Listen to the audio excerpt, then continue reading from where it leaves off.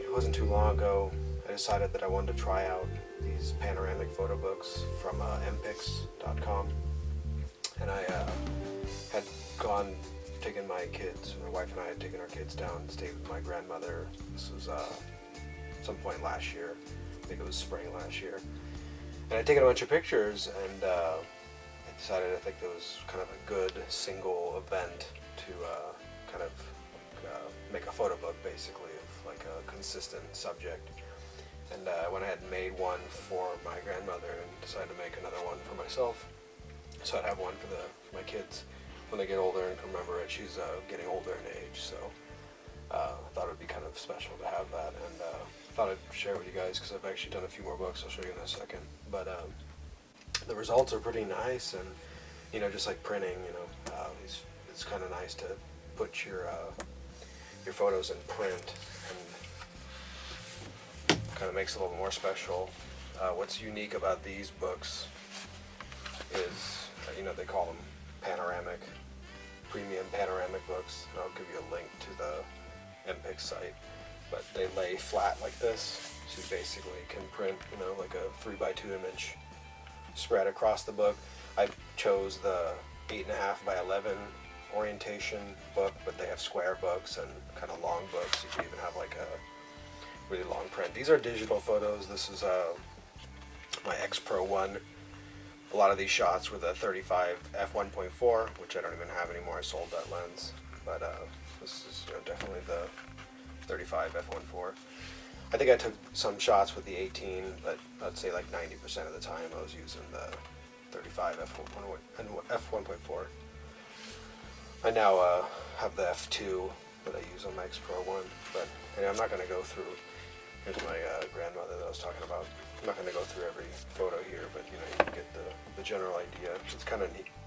These work really well for landscape orientation photos, as you can expect.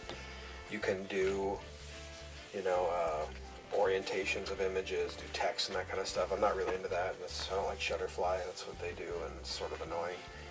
It's thick cardstock. You know, this is pretty nice and thick, but you know, I basically found the photos from that trip that were landscape orientation and only use those. You can tell, you know, throughout the whole book. There's like I think it holds, the max you can do is 100 pages. You have to pay more to, this is my dog who's actually no longer with us.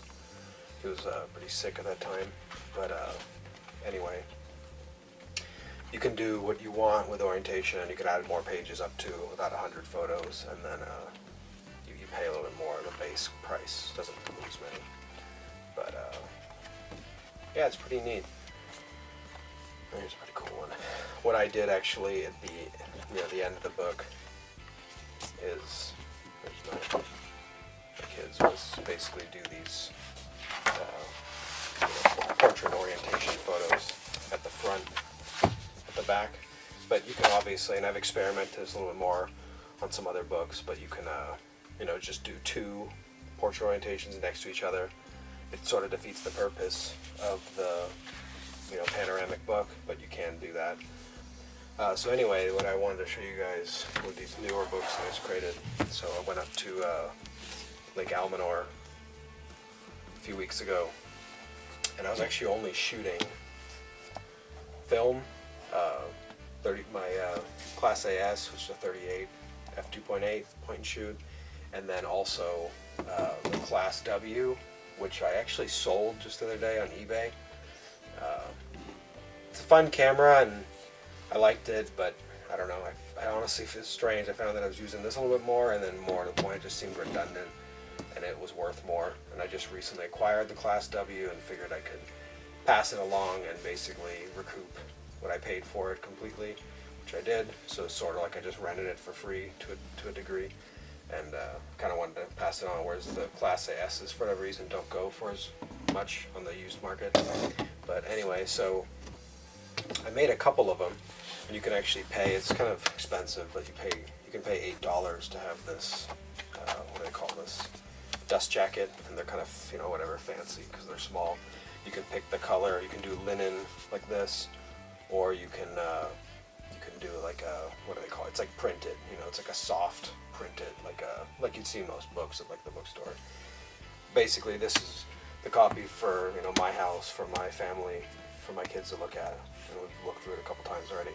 And then I made another copy for my mother-in-law because she sort of organized the trip as far as wanting to kind of take her kids and her grandkids out there. And I switched some photos around, but it's basically the same book. And it was just kind of fun, so set that one aside. I went with this darker shot. This, I'm pretty sure, was the class. Yeah, this was the Class W. I mostly shot Kodak ColorPlus 200 film. Here's the film I was using. I bought it was either 10 rolls of this on Amazon. They had a pretty good price. Pretty cheap film. You know, it's consumer grade. You know, it's not supposed to be something you use for like a professional situation, but then again, it seemed pretty nice. And I, you know, I kind of was looking for the, I don't know, in my mind, I was thinking, you know, this is sort of a retro-ish trip. I don't know, retro trip because it's up to the lake, but and hanging out in a cabin. But anyway, so that was the Class W ColorPlus film. I also shot, in addition to the Class S and W, I shot my Bronica, my medium format rangefinder. Shot a few rolls of that. I think I know I shot my roll of Velvia 100 that I've had for a while and it was going to expire next year, early next year. And then I shot a roll of Portra. Oh yeah, that's what it was. I had a roll of Pro400H Fujifilm loaded. So this, I believe, was the Pro400H of the Bronica. There's the cabin, you know, when we first got there, my kids playing around. And this is what I was talking about. Even though this is the same book, this is what's it called, a panoramic, premium panoramic, where it lays flat. You can still do kind of, you know, several images. So I didn't want to just have full spread. You know, I was just sort of experimenting with what they have, and you know, I was kind of playing around with shots and kind of dividing the pages up too. But yeah, it was fun. You know, I got a lot of photos of the kids having a good time. Trying to think if I had one specifically that I thought stood out. It was kind of cool. There's a lot of good, you know, views of Mount Lassen. If you guys are familiar with Northern California at all. But yeah, it was kind of neat. It was kind of a different experience to just purely be shooting film. This is definitely was the Bronica. This was a Pro 400H, I think. I kind of was using it just because I had it, but I was taking some landscape shots, and I figured, you know, what the hell? It's not meant for landscapes, but it will work fine, and it did. This one, I kind of wish I had blown up here instead, but this was a really nice shot. I have this on my MacBook background, and with the medium format, it's obviously a lot sharper than the 35mm scans. There's the mountain again. Some photos of the cabin, some places we went. They're hanging out with their cousin. But yeah, it's basically, it's a good time. Got some nice shots of the water at night. We got some really cool colors going on. And then I had a roll of, you know, TriX 400 that I'm always pushing to 1600 now when I shoot it. I basically haven't shot a single roll of it at 400. And finished it off. I already had the roll loaded, so I made use of it, and it worked at night when it was darker, obviously.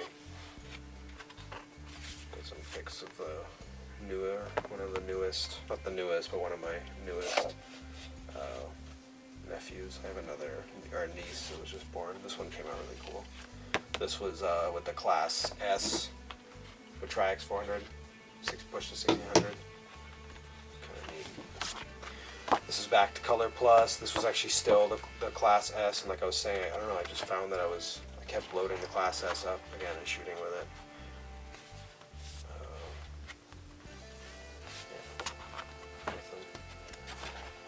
I'm gonna stand out. I'm gonna look for something specific. This is the Bronica again. This was with the Velvia 100, little richer colors. Do a kind of a little hike, if you will. And then where was one that kind of show specific? This is cool. This was the Class S again with ColorPlus. There's more of the Velvia 100 and mixed in with some ColorPlus. But yeah, it's just, you know, I don't want to go through everything. Here's the Velvia. Oh, this is one of my favorite shots. This is Bronica Velvia 100. You can tell, very rich blue. Looks freaking awesome. The gradations here is pretty epic. Reminds me how much I like my Bronica and how I need to shoot it more, take some awesome photos. But you know, for stuff like this, you can't. It's hard to beat these little autofocus point and shoots. But one of the things that was sort of, and this was sort of interesting on the way back home, we kind of stopped through Chico. If you know Northern California, there's a college there. Got some shots of the kids. A little quick portrait session, if you will, impromptu on the way home. But anyway, yeah, I think you should check these out. I know there's a lot of options for, you know, these photo books, but they're pretty cool, and you know, you get your film printed, whether you're going to do prints or, you know, frame them on a wall. But I don't have a lot of wall space left, so I've kind of been doing this. Several books, here's 3, and then I have another one. But it's cool. You get to print your photos, see them printed, and you just put it on the bookshelf. It's not in the way. Flip through it, kind of have a memory of the trip, and it's pretty sweet. The only thing I'm trying to figure out now is I'm trying to make another book, but I'm trying to organize shots kind of with a single theme, if you will. And you know, when you have to consolidate certain shots, it's sort of tough. And I'm starting to realize maybe I don't focus on like a specific subject sometimes when I'm shooting, and it's more just kind of snapshot stuff you know, do just around your own town and whatnot, not a trip like this. And it's maybe not the right thing for a book. Maybe in that case, you know, prints are better because you just print a couple shots or something and put them on the wall. Whereas, you know, this is a specific, you know, grouping. And I don't know, maybe I'm just kind of weird and obsessive, but it was kind of tough to kind of figure out what theme I was going for to make another book. But, you know, I'll definitely see myself doing these for like vacations and stuff going forward, because it's neat to have it one place, have the shots printed, see them printed, and the quality of these books is pretty good. So definitely worth the money if you can get the discounts. They have some coupon codes sometimes, but MPix does really good work. Check them out. Thanks.